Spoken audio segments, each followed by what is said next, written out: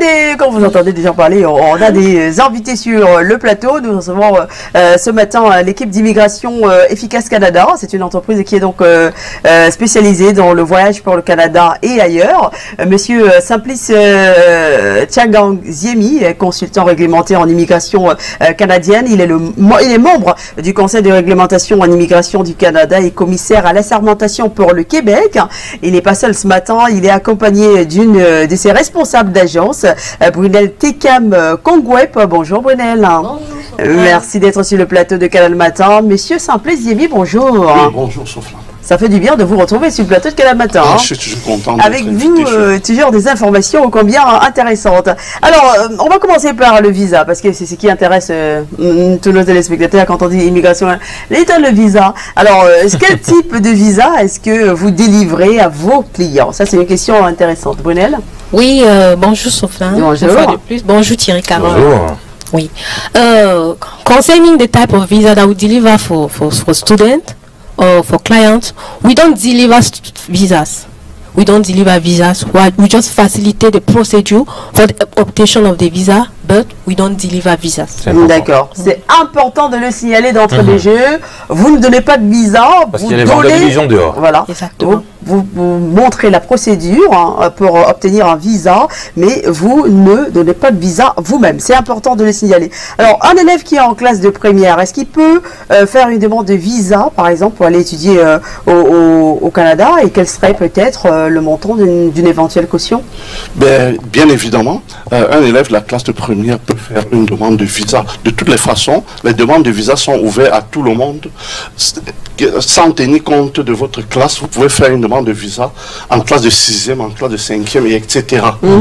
Donc, il n'y a pas de limitation de classe pour faire une demande de visa. D'accord. En général, même, on s'adresse particulièrement aux élèves de terminale. Les élèves de terminale qui ne veulent pas chômer après leur bac peuvent faire une demande de visa pendant qu'ils sont en terminale, sous réserve du baccalauréat. Vous pouvez aussi faire une demande de visa avec votre probatoire pour aller faire un BTS au Canada. Vous n'avez pas besoin de baccalauréat, forcément. Donc, à tous les niveaux, on peut faire des demandes de visa sans se gêner, sans tenir compte de son niveau académique. Et la caution, le prix d'une éventuelle caution, malheureusement, il n'existe plus de caution pour le Canada. Pour faire une demande de visa pour le Canada, vous pouvez déposer de l'argent si vous le voulez, mais de façon générale, les gens doivent prouver leur capacité financière, montrer leur capacité financière à s'occuper d'eux pendant qu'ils se trouveront là-bas. Mais une caution à bloquer dans un compte bancaire, non, ça n'existe pas. Voilà. Donc, il est important de revenir à la première question pour éviter de tomber dans les pieds des vendeurs d'illusions. Vous vous aidez, vous facilitez, vous aidez ces personnes à bien constituer le dossier pour proposer à l'ambassade, parce qu'on n'est pas ambassadeur. Évidemment, en tant qu'expert, nous faisons le travail du médecin ou du chirurgien. Lorsque vous êtes malade, vous rencontrez un médecin, le médecin va faire son travail, mais sans garantie absolue. D'accord, c'est important. C'est pareil pour l'avocat qui défend son client au tribunal, qui n'est pas le juge. Vous ne dites pas que vous allez sortir quitter les affaires. Non, on ne dit pas que l'on va donner absolument un visa aux gens. Non.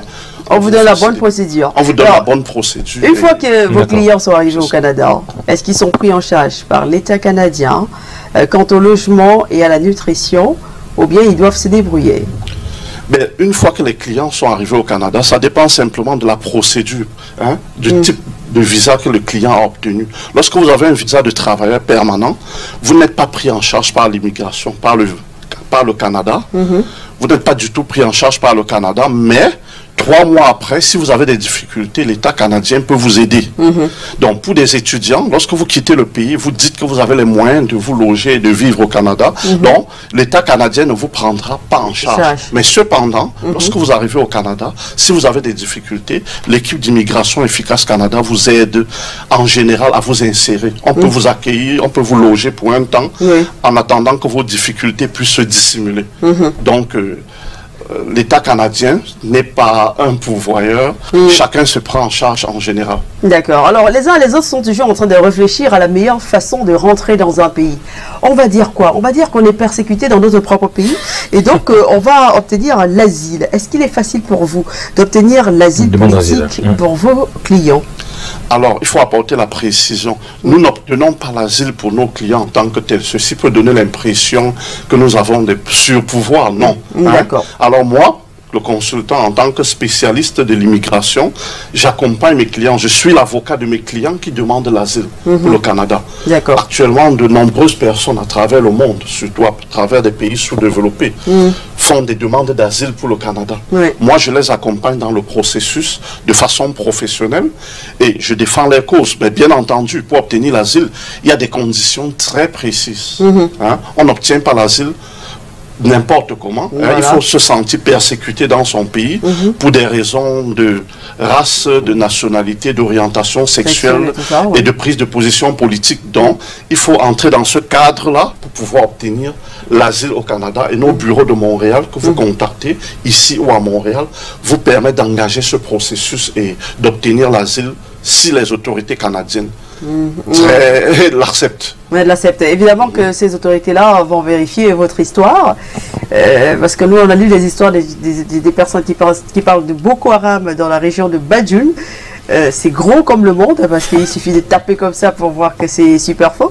Ils ne comprennent pas forcément pourquoi après ils n'ont pas eu le visa. Bon, bref, c'est un autre sujet. Alors, pour nos téléspectateurs qui sont très intéressés par ce que vous dites et qui ont eu folle envie de vous retrouver, où se trouvent vos bureaux au Cameroun et quelles sont les conditions pour y accéder, Brunel? Oui, concernant la situation de nos différents bureaux, nous sommes situés à Yaoundé et à Douala. À Yaoundé, nous sommes au-dessus de la pharmacie du Carrefour Emia, deuxième étage, entrée école polytechnique. Et à Douala, face entrée principale, Kamtel Bipanda. For our locations, we are situated in Yaoundé, on top of the Emia pharmacy, second floor, at the principal entry of École Polytechnique. And in Douala, we are situated opposite the principal entry of Kamtel Bipanda. D'accord. Je veux tout de même ajouter qu'il y a un bureau à Kribi. Il y a un bureau à Kribi qui vient d'ouvrir, qui est embryonnaire, et des bureaux qui s'annoncent à Bafoussam et Yachan. Donc à Kribi, on a un représentant en ce moment. Et sans oublier les bureaux de Montréal, qui est le bureau central. Vous avez les numéros qui s'affichent au bas de l'écran pour ceux qui veulent entrer en contact avec le consultant. Donc voilà. Merci beaucoup d'être passé sur ce plateau. Et ben écoutez, excellente journée à vous. On n'a pas changé d'avis, hein. Nos congés. Pour les congés? Oui. Ah, vous voulez absolument qu'on aille au Canada pour les congés? Ah, ça c'est le plus facile. Allez, ça c'est le plus facile. Ah bon, hein? Oui, c'est le plus facile. Voilà, le consulter à côté de vous. C'est plus facile ou pas? Ah oui, c'est très facile d'arriver au Canada lorsque vous avez les documents qui montent. En tout cas, le consultant, encore là pour 1 ou 2 jours, vous pouvez passer au bureau. Situé face Kamtel Bipanda, je reçois aujourd'hui et demain. Et ensuite, ce sera parti pour le Canada. Donc, avec 10 000 francs CFA, il n'y a pas de réception VIP, malgré que le consultant soit là. Avec 10 000 francs CFA, tout le monde est reçu. Parfaite. Merci. Merci beaucoup, monsieur Ziemi, d'être passé ce matin. Brunel, Tekam, excellente journée à vous également.